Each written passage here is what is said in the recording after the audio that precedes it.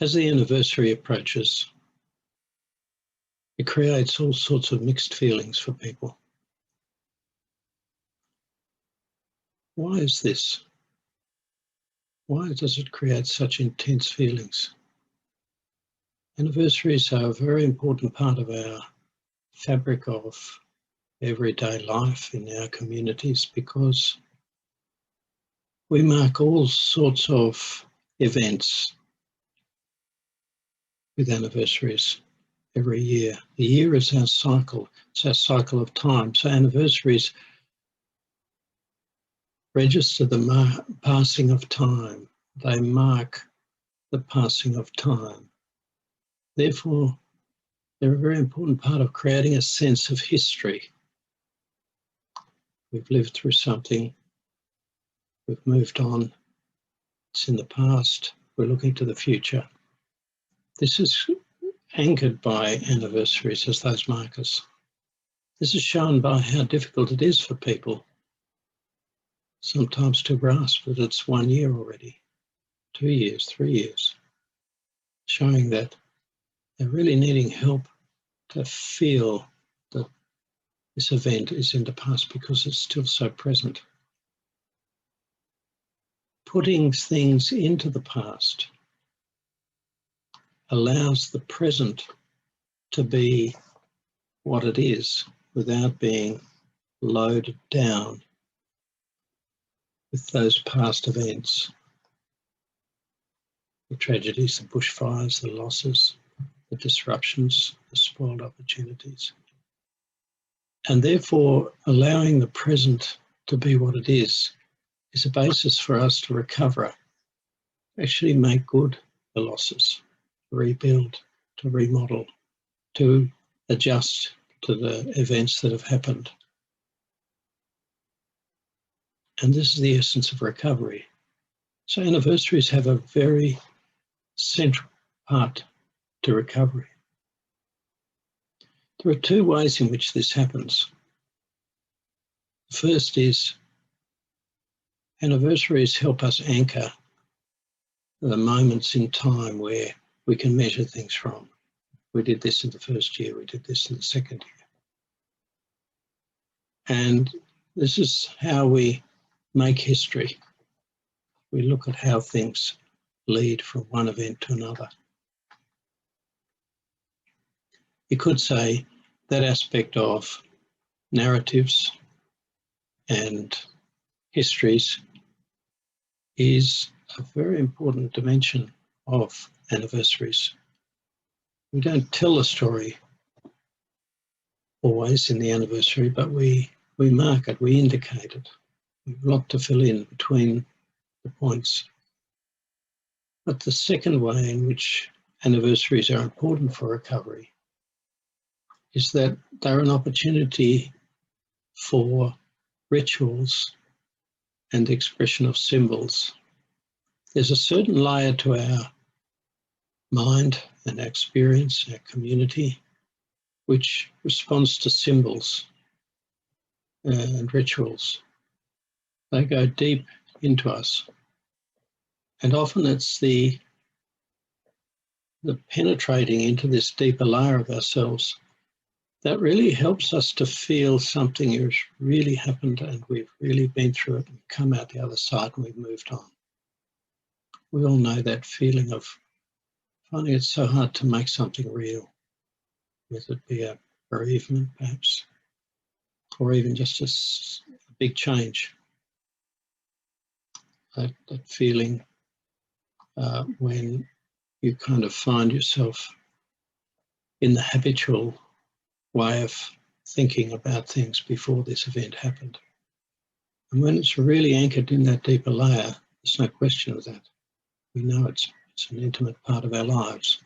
Participating in rituals together is a really important way of anchoring it deep down. And if those rituals include some symbolic gestures or actions or going somewhere, doing something, symbolic actions, lighting a candle, standing on a place, looking at a view or something, whatever, is really are not just things that happen in our mind, we do them. As we come towards the anniversary, some people feel they don't want to think about it, it's upsetting, it brings it all back, it's distressing. I think we can recognise that you can't avoid the anniversary, it's going to roll around anyway, even if you don't do anything to mark it. So why not be active and not wait for the great wheel of time to roll over us, but instead think, it's coming up. How do I want to mark it? Do I want to think about it? Do I want to actually have time? Do I want to review what's happened in the year? Do I want to call up the memories and feel them? Or do I not want to do that? And so maybe I can do something else that affirms the future. Doesn't matter, it's for everybody to choose, and you don't have to do it every year the same. But it will be a part of the communities and your own history. So think ahead how you want to spend the anniversary.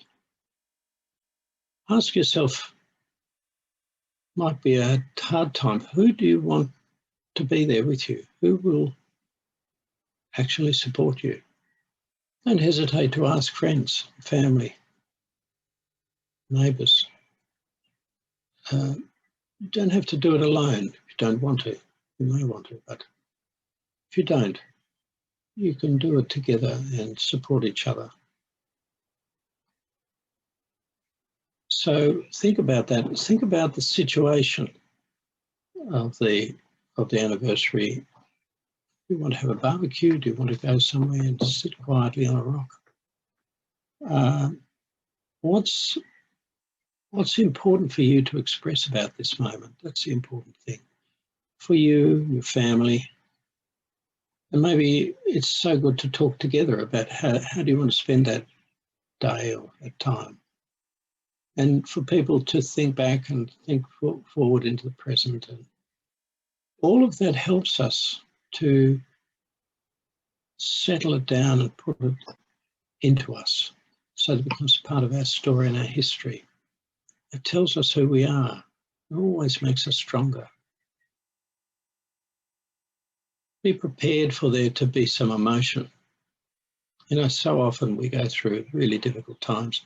We just have to do what we have to do. We have to just put the emotion aside, keep putting it aside.